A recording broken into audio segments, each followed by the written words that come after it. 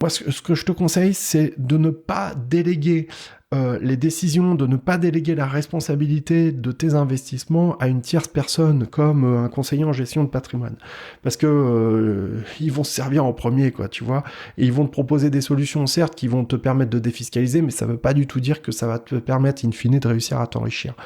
L'important là-dedans, c'est de comprendre que c'est des choses qui sont trop graves et trop sérieuses pour que tu puisses déléguer la responsabilité de ton argent à un banquier ou une tierce personne. En d'autres termes, muscle-toi, forme-toi par n'importe quel moyen, apprends à faire avant de faire et trouve des moyens simples qui vont te permettre d'établir un plan, une stratégie à long terme. Là, tu vois, on a un horizon de 10 à 15 ans, tu vois, compte tenu de la configuration dont on a parlé, et ça va te permettre, une fois que tu vas basculer de l'autre côté, au moment de la retraite, de pas trop sentir, ou peut-être de moins, tu vois, d'amortir en fin de compte un petit peu le choc, qui au demeurant, soyons clairs, risque d'être violent. Il l'est pour tout le monde, hein, pour toutes les personnes qui arrivent au moment où elles arrivent à l'âge de la retraite. Donc toi, ton objectif, ça va être de préparer des investissements qui vont te permettre d'avoir des revenus complémentaires,